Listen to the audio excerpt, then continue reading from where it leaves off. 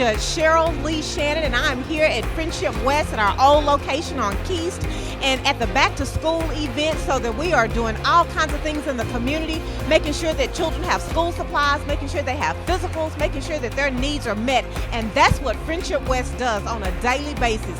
We meet the needs of the community. We're out here to be a blessing. We're out here to support. And I am so grateful for my pastor for his vision to make sure that what needs to happen in this community is a support system, that we are there always. One of the things we want to make sure of is that as we go through worship service on Sunday mornings, that we don't leave it at Sunday. So for us, our faith has to be manifested out in the public square. So all year we have been doing things that move us beyond the walls of the church. And so today is our big day, Justice Sunday, where we are addressing childhood hunger, African and African American childhood hunger in our state, in our city, in our nation, and even the world. And so what you see here is you see people lining up and walking through is our pop-up museum. So people can walk through. It's very interactive. They can download a QR code and hear more about hunger. They can hear more about childhood hunger, African American childhood hunger.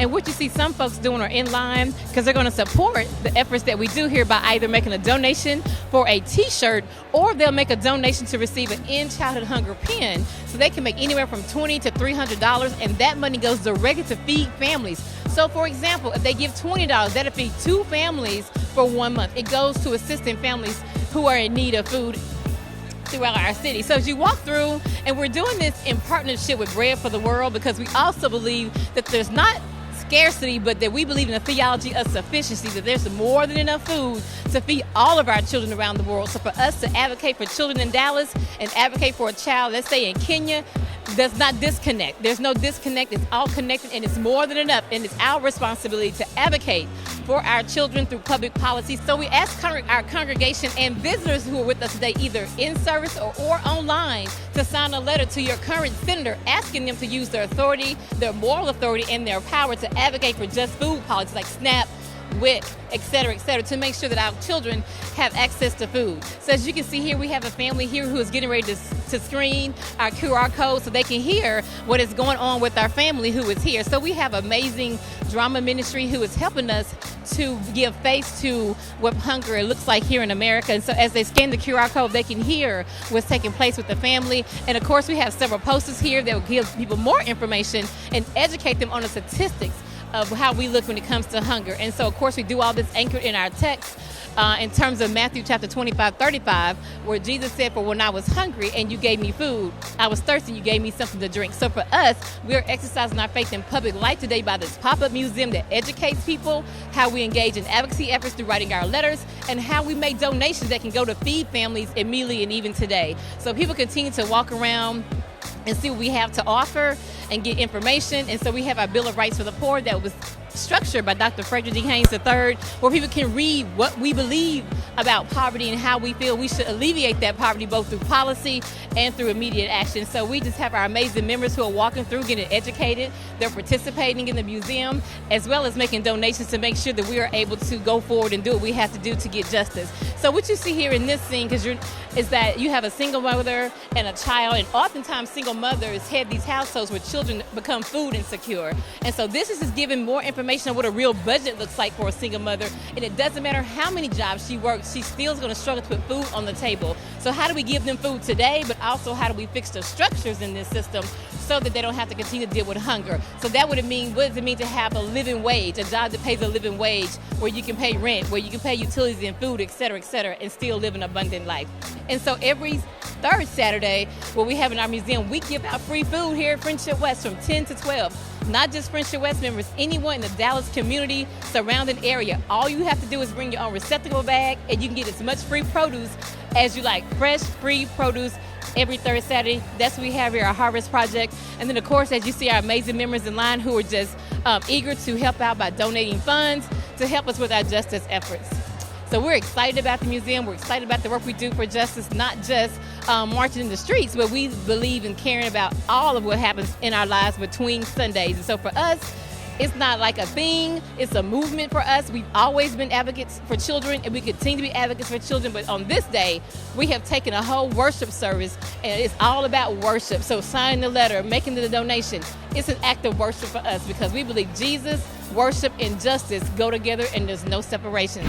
today in Austin is to say, we're here to deal with the road. And the road is dangerous, the road is unhealthy. And when you look at cancer rates and asthma rates in communities of color that already have a lack of access to health care, it's like it's a snowball effect of injustice that I think we as a people of faith need to address. Hey, hey, ho, ho, shut down prayer laws got to go. Hey, hey, ho, ho, shut down prayer laws got to go. Hey, hey. Listen, we're down here supporting government workers. Sadly, there's been a shutdown by the lying king, Trump, and he decided to shut down the government, even though the government, again, did not need to be shut down for a wall that is impractical, a wall that is a lie.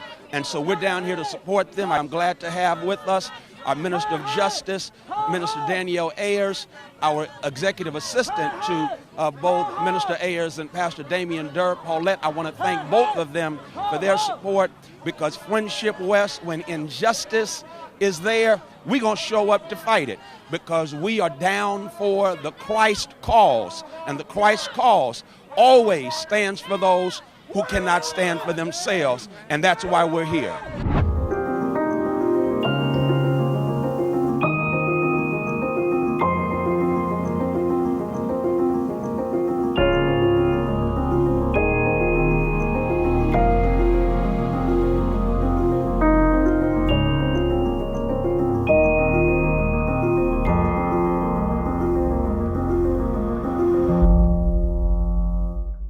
I close with this by simply saying this is not the first time that we have had a tragic murder to take place. But the good news is we do believe in a God who is able to transform tragic murders into transformational movements. As a matter of fact, we watched it over and over again when we saw in 1955 young Emmett Till, his death was transformed into a movement because his death inspired Rosa Parks.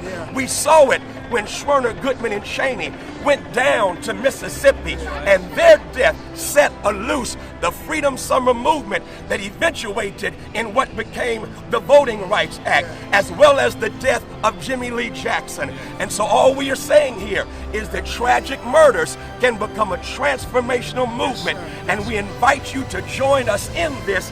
And even though their bodies are deceased, I say right now, long live the legacy of Botham Jean, and long live the legacy of O'Shea Terry. Long live their legacy, and may their legacy live until justice rolls down as waters and righteousness like an ever-flowing stream. Now, Mr. Jerry Jones has made a statement that he wants the Cowboys not to protest injustice. He wants the Cowboys to have their toes on the line. Mr. Jones, you're the owner of America's team.